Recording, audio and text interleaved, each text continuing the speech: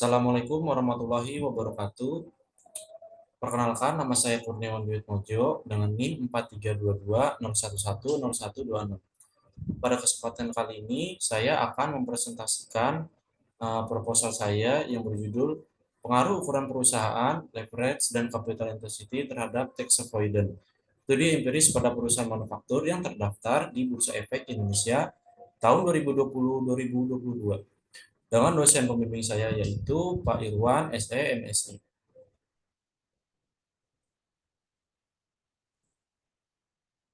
Selanjutnya yaitu latar belakang. Pajak merupakan kontribusi wajib dari orang atau badan terhadap negara yang sifatnya memaksa sesuai dengan undang-undang tanpa adanya imbalan secara langsung. Ketidakpatuhan wajib pajak dalam menyetorkan pajak dapat menimbulkan adanya praktik yang dikenal sebagai istilah penghindaran pajak atau tax avoidance. Penghindaran pajak atau tax avoidance ini persoalan yang rumit dan unik, karena di suatu sisi penghindaran pajak ini dianggap tidak melanggar hukum. Tetapi di sisi lain penghindaran pajak ini dapat merugikan negara dari segi pemasukan kas negara. Selanjutnya yaitu topik pembahasan. Yang pertama yaitu di bab 1 yaitu pendahuluan. Di bab 2 kajian pustaka, rangka pemikiran dan hipotesis. Di bab 3 yaitu desain dan metode penelitian. Yang selanjutnya fenomena. Pada proposal kali ini saya mengangkat dua fenomena yaitu PT Karya Deka Alam Lestari pada tahun 2018.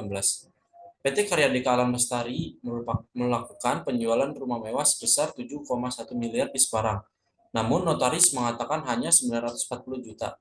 Artinya terdapat selisih harga sebesar 6,1 miliar dengan total kerugian pajak sebesar 910 juta rupiah. Selanjutnya yaitu The State of Tax Justice pada tahun 2020.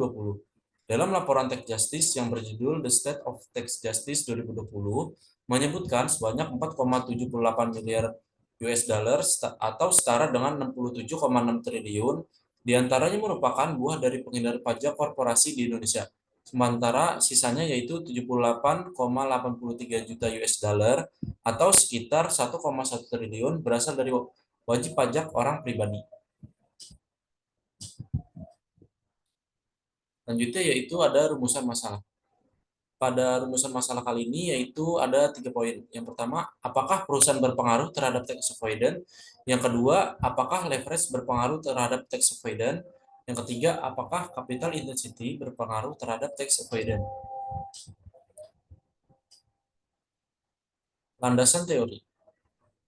Penghindaran pajak menurut Sinaga dan Malo 2021, penghindaran pajak merupakan kendala yang terjadi dalam pengumpulan pajak sehingga menyebabkan berkurangnya penerimaan kas negara, di mana penghindaran pajak ini merupakan bentuk perlawanan aktif wajib pajak. Kedua yaitu ada ukuran perusahaan. Menurut Ramdhania dan Kinasi pada tahun 2021, ukuran perusahaan merupakan gambaran dari besar atau kecilnya suatu perusahaan yang dapat dilihat dari aspek total aset dan total penjualan yang dimiliki oleh perusahaan tersebut. Yang ketiga yaitu leverage.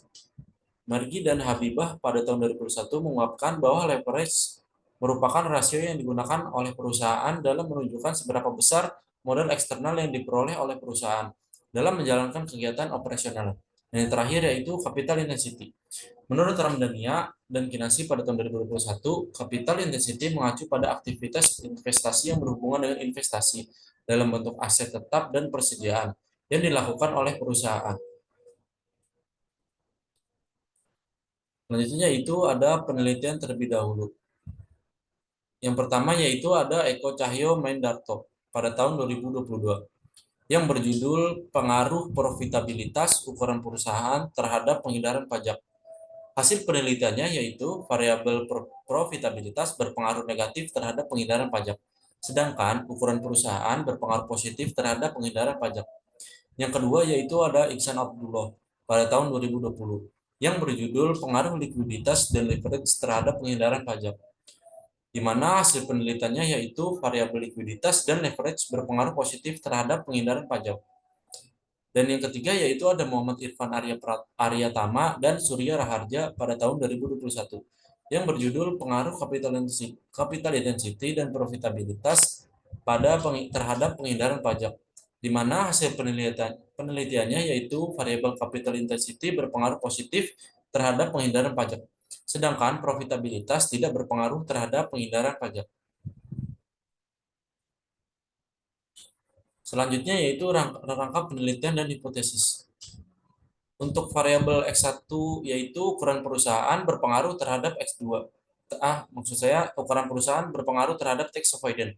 Selanjutnya yaitu X2 saya yaitu leverage berpengaruh terhadap tax avoidance. Dan hipotesis yang ketiga yaitu capital intensity berpengaruh terhadap tax avoidance.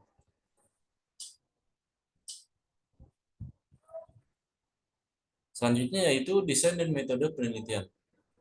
Desain penelitian yang digunakan dalam penelitian ini adalah penelitian metode kausal.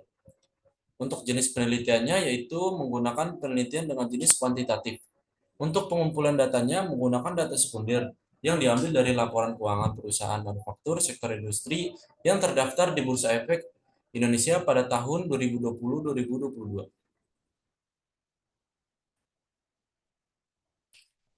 Selanjutnya variabel dan skala pengukuran. Untuk variabel pertama yaitu ada ukuran perusahaan dengan indikatornya yaitu LN dikali total aset. Untuk skala pengukurannya yaitu menggunakan rasio. Yang kedua yaitu variabel leverage. Untuk indikatornya yaitu menggunakan DAR. Total utang dibagi total aset. Skala pengukurannya yaitu menggunakan rasio. Dan yang ketiga yaitu capital intensity.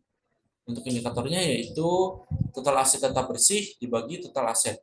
Untuk skala pengukurannya menggunakan rasio.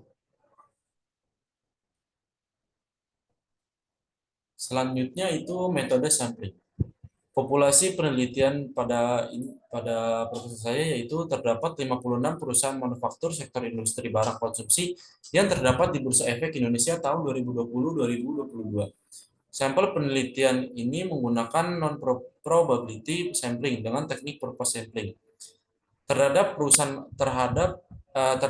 perusahaan manufaktur sektor industri barang konsumsi yang terdaftar di Bursa Efek Indonesia tahun 2020-2022 dengan sektor industri barang konsumsi yang tidak mengalami kerugian sebelum dan sesudah beban pajak penghasilan selama tahun penelitian, dan perusahaan manufaktur sektor industri barang konsumsi yang memiliki kelengkapan data penelitian selama tahun penelitian. Selanjutnya yaitu metode analisis data. Yang pertama yaitu ada uji statistik deskriptif. Dan yang kedua ada uji asumsi klasik, di mana yaitu ada uji normalitas, uji multikolonialitas, uji heterosekdisitas, dan yang keempat yaitu uji autokorelasi. Yang ketiga ada uji kelayakan model, yaitu ada uji koefisien determinan R, ada uji F.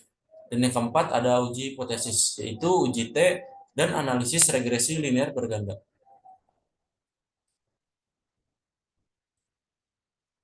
Sekian presentasi yang saya lakukan, kurang lebihnya mohon maaf. Wassalamualaikum warahmatullahi wabarakatuh.